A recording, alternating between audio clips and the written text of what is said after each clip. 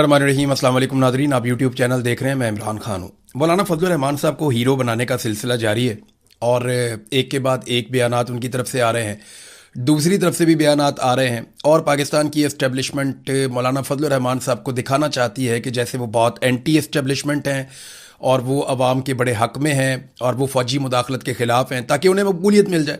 फजलुर रहमान साहब को हो सकता है गिरफ़्तार भी किया जाए, कुछ मुकदमात करके ड्रामा किया जाए और इस ड्रामे की उनको बहुत बड़ी पॉलिटिकल एक जो है वो माइलेज मिलेगी, ऐसा लगता है खैबर पख्तूनख्वा में, क्योंकि लोग इस वक्त पाकिस्तान की मिलिट्री एस्टेब्लिशमेंट से अपने आप को दूर रखे हुए हैं और उनको बड़े गिले और शिकवे हैं, बल्कि नफ़रत करते हैं। और ये नफ़रत पाकिस्तान की एस्टेब्लिशमेंट की अपनी फैलाई हुई है और उस नफ़रत का मौलाना फजलुर रहमान साहब को फ़ायदा उठाना है और एस्टेब्लिशमेंट की मर्ज़ी से उठाना है। और ये ऐसे ही है। फजलुर रहमान साहब का जो मौक़िफ़ है वो ठीक है, मौक़िफ़ की हमायत ज़रूर की जाएगी और सबको करनी चाहिए कि उनका मौक़िफ़ ये वाला ठीक है। लेकिन फजलुर रहमान साहब का जो किरदार है वो हमेशा से मशकूक रहा है।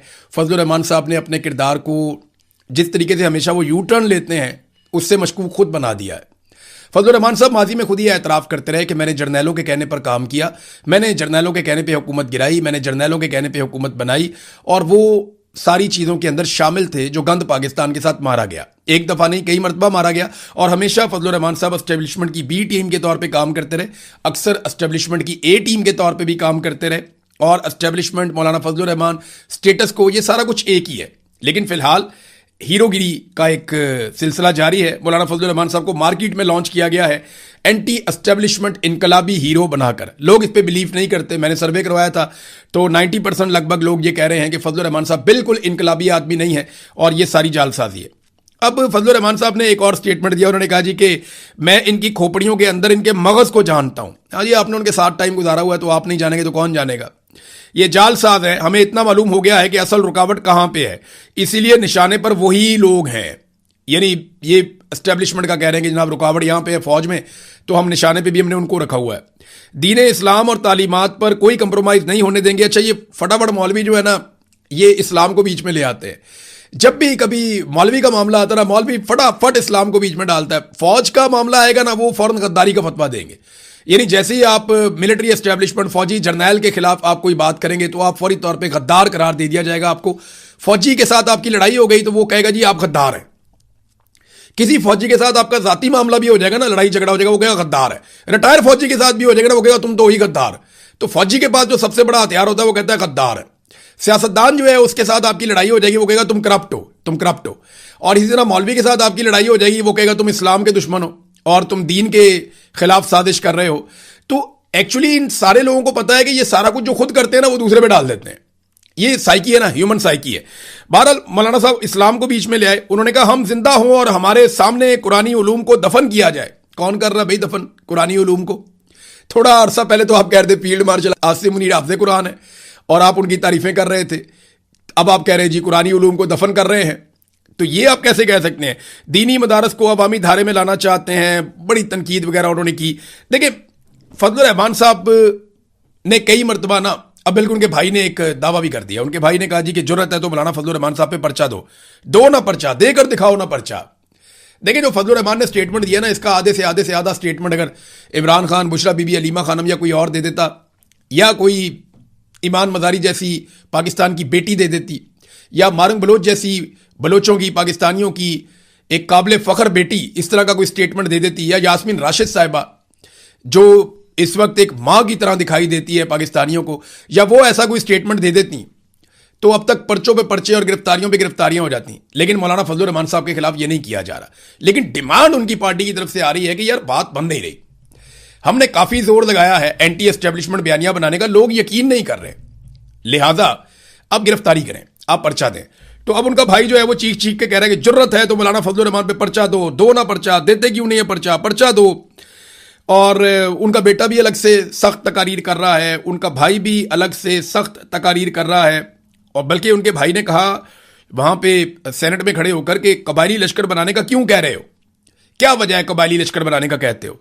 इतनी बड़ी फौज है, इतनी बड़ी पुलिस है, एफसी है, रेंजर्स है, सब है। ये बात बल्कि महमूद खान अचकज़ई ने भी की है। ये सब लोग ये बात कर रहे हैं कि कबायली लश्कर क्यों बनाए। अचकज़ई साहब ने तो हवाला दिया मीटिंग का कि जहां पे आला सतही मीटिंग में कहा गया कबायलियों को, लोगों को कि जनाब आप बनाए जरगे, आप बनाए वो लश्कर बनाए आप। लश्कर बनाए, हथियार आप उठाएं, हम आपके साथ हैं।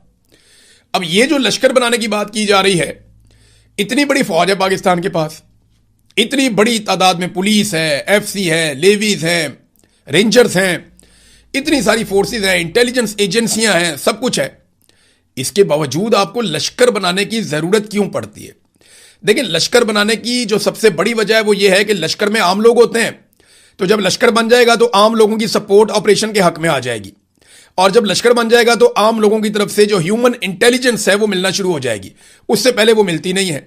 अब इस वक्त सिक्योरिटी फोर्सेस का सबसे बड़ा इशू बलूचिस्तान में और कबायली इलाकों में यह है कि ह्यूमन इंटेलिजेंस जो माजी में इनको बहुत मिलती थी, मालूमात मिलती थी, खुफिया मालूमात मिलती थी, इंटेलिजेंस गैदरिंग होती थी, वो अब नहीं होती।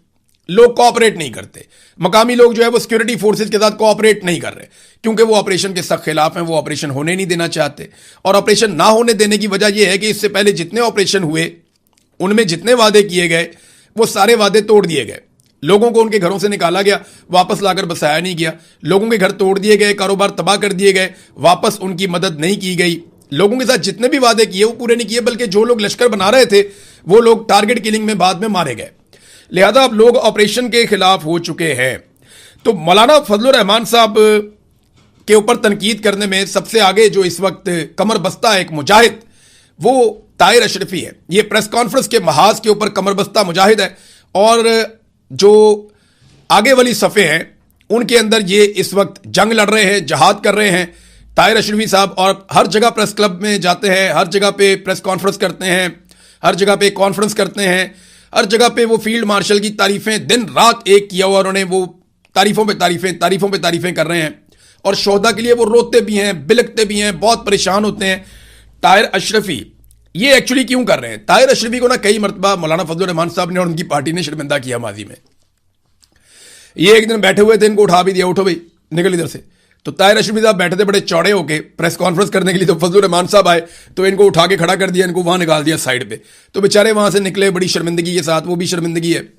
फिर ताहिर अशरफी ने कई दफा कहा जी मैं उलमा का जो है वो नुमाइंदा हूं, और मैं जनाब इतने सारे उलमा का मैं उनकी आवाज़ हूं, और सारे उलमा मेरे साथ हैं। लाखों उलमा की तादाद बता देते हैं वो फिर उलमा इकराम ने, फजलुर रहमान ने, इन सारों ने कहा जी ये किधर से आ गया, ये तो जितने बंदे कह रहा है, जितने लाख कह रहा है उतने बंदे नहीं इकट्ठे कर सकता। तो ताहिर अशरफी साहब की बड़ी बेइज्जती की इन्होंने कई दफ़ा। जो जमीयत उलमा इस्लाम वाले मौलवी हैं इन्होंने बहुत बेइज्जती की ताहिर अशरफी की। अब वो ताहिर अशरफी के पास मौका आ गया बदला लेने का। खुद तो वो लड़ नहीं सकता, फजलुर रहमान से कभी भी मुकाबला नहीं कर सकता, तो ताहिर अशरफी को मौका ये मिल गया कि जनाब अब क्योंकि थोड़ा सा एस्टेब्लिशमेंट के साथ लड़ाई हो गई फजलुर रहमान की, चाहे जालसाजी है जो भी है, या मिल मिला के लड़ रहे हैं, या नूरा कुश्ती है, जो भी है, ये लड़ाई हो गई है, तो इसका हम फायदा उठा के ना मैं फौज के साथ मिलकर इससे बदला लेता हूं। तो ताहिर अशरफी साहब बदला ले रहे हैं। देखिए, शोहदा का कोई उनके दिल में दर्द या दुख नहीं जाग रहा। अगर ताहिर अशरफी के दिल में शोहदा का दुख जाग रहा होता तो शोहदा की लाशें पड़ी हुई है, यूनिफॉर्म वाले शोहदा थे, वो भी पाकिस्तान के बेटे थे, उनकी लाशें पड़ी हुई है पहाड़ों में भी और वहां पे सड़कों पे भी। जाके उनकी लाशों पे बैठ के नुहाखानी करे, वहां पे जाके रोए, वहां पे जाके कहे कि जनाब ये लाशें मेरे शोहदा की हैं, जाकर उनके मातम करे ना, वहां पे जाकर रोए, वहां पे जाकर कहे। किसी और शहर में, कराची में, इस्लामाबाद में, लाहौर में बैठ के प्रेस कॉन्फ्रेंस में रोने से बेहतर है कि ताहिर अशरफी ने अगर रोना है तो वो कोयटा में उस सड़क पे चला जाए जहां पे इस वक्त 30 से ज्यादा शोहदा की लाशें पड़ी हुई हैं और लवाहिकीन बैठे हुए हैं, और वो बता रहे हैं कि हमारे साथ क्या हुआ। वो एक बहन है, उसने बताया कि उसके भाई के लिए एम्बुलेंस भी नहीं दी। ये बाकायदा स्टेटमेंट है मेरे पास।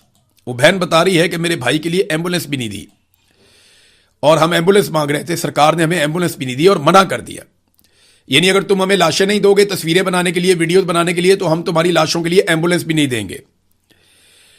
और उस बहन ने जो बात की है वो बड़ी तकलीफ दे है, बहुत ज्यादा तकलीफ दे है। उसने बताया कि हमने शादी वाला जोड़ा बेचा है, जो महंगे कपड़े थे वो कपड़े बेचे, और वो कपड़े बेचने के बाद हम ने गाड़ी ली है। 15,000 रुपये में हमने वो कपड़े बेचे, और 15,000 रुपये में कपड़े बेचने के बाद हमने वो गाड़ी ली है किराए पे, और उसके ऊपर हम अपने भाई की लाश को लेकर गए। ये शोहदा के साथ किया जा रहा है। ये तौहीन नहीं है शोहदा की, इस पे ताहिर अशरफी एक लफ्ज ही बोलेगा। ये सिर्फ फजलुर रहमान से अपना स्कोर सेटल कर रहे हैं और कोई मसला नहीं है। शादी का जोड़ा देकर 15,000 रुपये हासिल किए और भाई की मैयत लाने वाली गाड़ी का किराया अदा किया। ये बहन के अल्फाज हैं। तो यहां पे क्यों नहीं रोता ताहिर अशरफी? शोहदा की लाशों को, मैयतों को पहाड़ों में पड़े रहने देना 3 दिन तक, ये शोहदा की तौहीन नहीं है? DGISPR ने और पुलिस ने यह दावा किया और बलूचिस्तान की हुकूमत ने भी दावा किया। एक दिन पहले वो दावा करते हैं कि जनाब हमने क्लियरेंस ऑपरेशन कर दिया है, और एक दिन के बाद दहशतगर्द बुलाते हैं कि जनाब आ जाएं और आके अपनी लाशें उठाकर ले जाएं, और लोग जाते हैं दहशतगर्दों के साए में, वहां पे उनकी तलाशी ली जाती है, वो फिर वहां से अपनी लाशें उठा के वापस आते हैं, जबकि क्लियरेंस ऑपरेशन एक दिन पहले हो चुका है। भाई क्लियरेंस ऑपरेशन का मतलब ये हमने पहाड़ी इलाका सारा क्लियर कर दिया है, दहशतगर्द या तो मारे गए हैं या भाग गए हैं, वहां पे अब सारा कंट्रोल सिक्योरिटी फोर्सेस का है। दावा यह किया था DGISPR ने और बलूचिस्तान की गवर्नमेंट ने, लेकिन उसके एक दिन के बाद दहशतगर्द कहते हैं भाई हम यहीं पे आपकी लाशें पड़ी हुई हैं, आगे उठाकर ले जाओ, और खबरदार कोई जवान आदमी आया या हथियार लेकर आया तो फिर वहां पे बुजुर्ग लोग सफेद दाढ़ियों वाले जाते हैं और जाके लाशें उठाते हैं। बलूचिस्तान का जो वजीर दाखिला है जिया लांगू, उसको एक इंटरव्यू किया, एक जर्नलिस्ट है हमारे बड़े अच्छे, उन्होंने इंटरव्यू किया और उन्होंने कुछ सवालात किए, तो आप उसका मौक़िफ़ देखें, आपको हैरत होगी। उसने कहा दहशतगर्दों ने क्योंकि हमसे रब्ता नहीं किया इसलिए हम लाशें उठाने नहीं गए, उन्होंने कबाइल से रब्ता किया इसलिए कबाइल लाशें उठाने गए, डूब के मर जाओ। कि दहशतगर्द कबाइल को कह रहे हैं कि आके लाशें उठा लो, हालांकि आप एक दिन पहले कह चुके हैं कि क्लियरेंस ऑपरेशन हो चुका है, सारा इलाका क्लियर है, हमने क्लियर कर दिया, हमने तो मगवी भी बाजियाब करवा लिए हैं, और लाशें एक दिन के बाद आई हैं। और वो भी वो अपने मुंह से कह रहा है कि क्योंकि दहशतगर्दों ने खुद रब्ता हमसे नहीं किया, हमें अगर दहशतगर्द अर्जी भेज देते या रिक्वेस्ट कर लेते कि आगे लाशें उठा ले तो हम जाके उठा लेते, उन्होंने हमें नहीं कहा, उन्होंने कहा कबाइलियों को, तो कबाइली गए और जाके उन्होंने लाशें उठा ली। ये है इस वक्त बलूचिस्तान की सरकार जिसको मुसल्लत किया एस्टेब्लिशमेंट ने बलूचिस्तान के अवाम के ऊपर। नाज़रीन, आज़ाद कश्मीर में भी मुज़ाहमत जारी है, वहां पे इलेक्शन के लिए पीपल्स पार्टी पूरी कोशिश कर रही है। पीपल्स पार्टी को लगता है कि वो वहां पे हुकूमत बना लेंगे। बिलावल बड़ी चालाकी के साथ अपने आप को अपोजिशन बनाने की कोशिश कर रहा है। बिलावल ने मुतालबा किया कि जनाब कश्मीर बंद है पूरा, तो कश्मीर को खोला जाए। ये किससे मुतालबा किया? भाई हुकूमत तो तुम लोगों की है वहां पे। फैसल राठौड़ किसका वजीर आजम है? पीपल्स पार्टी किसकी सियासी जमात है?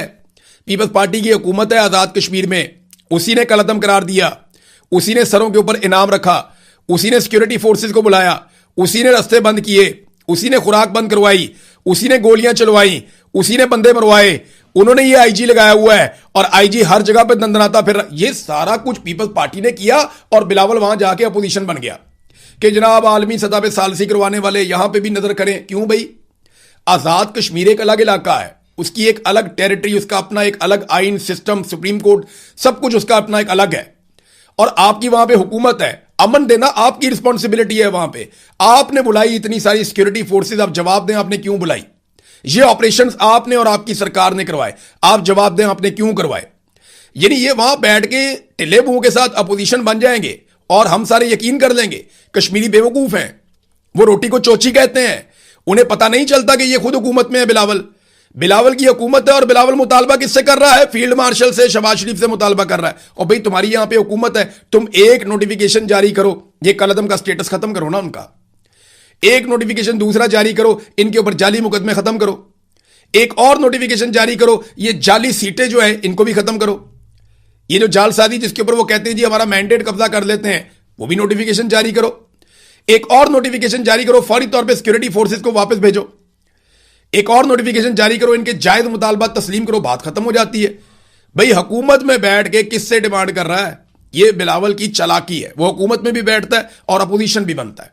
इसी तरह वो वफाकी हुकूमत में हर तरह की सपोर्ट देगा, बजट भी पास करवाएगा, एस्टेब्लिशमेंट के हाथ भी मजबूत करेगा। वो बड़े जरदारी ने कहा भी था, तो बिलावल जरदारी ने यही सारे काम किए हैं। लेकिन बड़ी चालाकी के साथ ये अपोजिशन बनने का ड्रामा भी करते हैं कि हमारी सियासत जिंदा रहे। लेकिन कश्मीरी बड़े तेज हैं।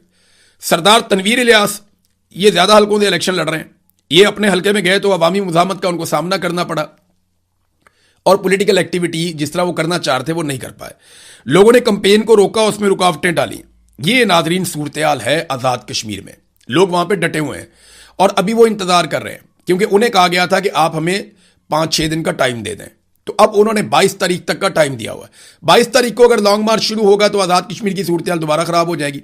और फिर 27 तारीख को जो इलेक्शन का एक ख्वाब देखा है और बिलावल को वहां पे हुकूमत बनाकर देनी है, बिलावल ने अपना वजीर आजम लेकर आना है आजाद कश्मीर में। बिलावल ने कहां से लेकर आना है? वैसे तो वहां पे जो वजीर आजम आएगा वो एस्टेब्लिशमेंट का ही बंदा आएगा। एस्टेब्लिशमेंट सीटें इस तरीके से बांटेगी कि कुछ दे देगी बिलावल को दे देगी, कुछ किसी और जगह पे दे देगी, कुछ आईपीपी को दे देगी, कुछ इधर पीएमएलएन को दे देगी।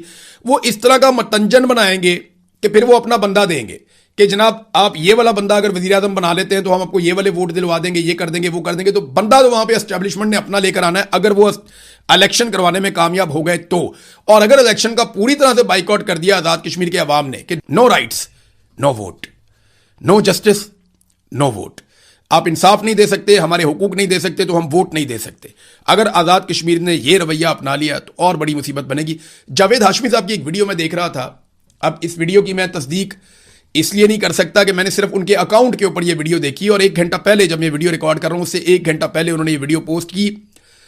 उसमें बताते हैं जी हमारे इलाके की बिजली काट दी गई है, बहुत सारे घरों के मीटर उतार दिए गए हैं, 30-40 के करीब जो है वो डबल केबल डाले आ गए हैं, रेंजर्स है और पुलिस है, और ये मुझे गिरफ्तार करना चाहते हैं। तो मैं गिरफ्तारी देने के लिए तैयार हूं, मैंने अपना सामान तैयार कर लिया, मुझे किसी किस्म की दिक्कत नहीं है। दवाइयां मेरी खत्म हो गई हैं, मैं दवाइयां दोबारा मंगवा लूंगा, अभी मेरे पास नहीं है, लेकिन मैं गिरफ्तारी देने के लिए तैयार हूं, मैं डट के सामना करूंगा। ये जावेद हाशमी साहब ने अपने आप को गिरफ्तारी के लिए पेश किया है। नाज़रीन एक और चीज आपको मैं दिखाता हूं, ये खातून है, खैबर पख्तूनख्वा की खातून है, माजी में ये एमएनए भी रही हैं। ये जो खातून है ना, इसने इमरान खान पे बड़ा गंद उछाला था, बड़ा कीचड़ उछाला था। उस वक्त ना फजलुर रहमान साहब की पार्टी बड़ी खुश थी। अब इस औरत ने फजलुर रहमान साहब पे कीचड़ उछाल दिया और अब फजलुर रहमान साहब के मुखालिफिन बड़े खुश हैं। तो मैं ना फजलुर रहमान साहब को, उनकी पार्टी को, इमरान खान साहब को, उनकी पार्टी को और बाकी सारी पार्टियों को एक बात कहना चाहता हूं कि ऐसी औरतों को और इनके हैंडलर्स को रोकें, वरना बारी बारी सबकी बारी, ये सब पे कीचड़ उछालेंगी, सबको गंदा करेंगी, सबके साथ ज्यादती करेंगी। तो ऐसी औरतों को और इनके हैंडलर्स को उनको रोकें, वरना बारी बारी सबकी बारी। कल इमरान खान था, आज फजलुर रहमान है, उससे पहले कभी नवाज शरीफ था, एक दौर में बेनजीर भुट्टो की जो है वो नंगी तस्वीरें बनाकर नवाज शरीफ ने फेंक दी थी। तो ये बारी बारी सबकी बारी आएगी। ये जो हैंडलर्स हैं ना एस्टेब्लिशमेंट के, इनको रोकें और ऐसी औरतों को भी रोकें जो ये गंद फैलाती हैं। एक औरत ने इमरान खान के खिलाफ भी पूरी किताब ही लिख दी थी, आपको याद होगा। तो ये इस तरह की औरतें आती हैं, लॉन्च होती हैं, कार्रवाई डालती हैं, निकल जाती हैं। नाज़रीन कल एक मजदूर ने खुदकुशी कर ली पाकिस्तान में, पंजाब में, और मजदूर ने खुदकुशी की इस वजह से कि बिजली का बिल ज्यादा आ गया था। वो बिजली का बिल अदा कर नहीं पा रहा था, तो उसने जगह जगह जाके मिन्नत तरला किया कि मेरा बिल ठीक कर दें।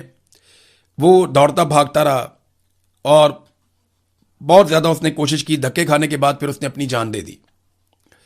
तो एक गरीब आदमी ने, एक मजदूर ने खुदकुशी की है, और इस तरह के वाकयात तवातर के साथ होते चले जा रहे हैं। लेकिन बड़ी खबर यह है कि आज फिर नेपरा ने दरखास्त जमा करवाई है कि बिजली का बिल मजीद बढ़ा दिया जाए, कम से कम 2 रुपए फी यूनिट बिजली की कीमत में इजाफा किया जाए। और इससे शहबाज शरीफ जो है बड़ी स्पीड के साथ, शहबाज स्पीड, बड़ी स्पीड के साथ अवाम को 18 अरब रुपए का मजीद चूना लगाएगा। यह है नाजरीन पाकिस्तान के अंदर सूरत हाल, और इसके बारे में कोई नहीं सोचेगा, इसके बारे में कोई नहीं सोचेगा। मैं ताहिर अशरफी से पूछता हूं, मुझे बताया ना कि ये जो मजदूर है जिसने खुदकुशी की है, इसके लिए भी उसके आंसू निकलेंगे, कभी रोएगा इसके लिए भी, तो इसके बारे में बात नहीं करेगा, क्योंकि ये बात फील्ड मार्शल को या शहबाज शरीफ को पसंद नहीं आएगी। लिहाजा ये जो सरकारी मौलवी होते हैं ना, इनका कोई दीन ईमान नहीं होता, ये वही करते हैं जो इनको इनके आका कह रहे होते हैं, इसके अलावा कुछ नहीं कहते। हमारे देखें ना अदालतों में ऐसे बंदे आकर बैठ गए हैं। ये स्टेटमेंट आप देखें, ये कितना इंटरेस्टिंग स्टेटमेंट है। ये आईनी अदालत के सरबराह हैं जनाब जस्टिस अमीनुद्दीन खान। जरा स्टेटमेंट सुने आप। आईने पाकिस्तान हर शहरी को मसावी हुकूक की जमानत देता है। जज साहब, आपके कुलीग के बेटे ने 2 बेटियां सड़क पे कत्ल की हैं गैर कानूनी गाड़ी चलाते हुए, उसके पास लाइसेंस भी नहीं था, 4 दिन आप अंदर नहीं रख सके उसे। जज साहब, डार फैमिली का जो गैंग है, उन्होंने खवातीन को बाहर से बुला के रेप करवा दिया है। उन खवातीन से जबरदस्ती वीडियो बनवाई जा रही थी, आप इंसाफ नहीं दे सके उन्हें, और ईमान मजारी को आपने फटाफट 17 साल की सजा सुना दी। यह आपका इंसाफ है, यह आपका आइन कहता है। आइन अगर सबके लिए बराबर होता तो किसी के पास इस्तिस्ना ना होता। आपके आइन को जिस बुनियाद पे बनाया गया था वो करारदाद मकासद है, जिसमें यह लिखा है कि कोई भी आइन में तरमीम या तब्दीली ऐसी नहीं हो सकती, कोई ऐसी शिक नहीं हो सकती जो इस्लाम से मुतसादिम हो। इस्तिस्ना तो इस्लाम में है ही नहीं। तो आपके फील्ड मार्शल ने और सदर जरदारी ने इन्होंने इस्तिस्ना कैसे ले लिया, वो भी ताहयात? इसका जवाब है आपके पास? तो आईने पाकिस्तान हर शहरी को मुसावी हकूक की जमानत देता है। ये बातें करने में तो बहुत अच्छी हैं, लेकिन आप लोगों ने अवाम से वो सारे हकूक छीन लिए हैं जो अवाम को आइन देता है। अब तक के लिए इतनी, अपना ख्याल रखिएगा, अपने चैनल का भी। अल्लाह हाफ़िज़।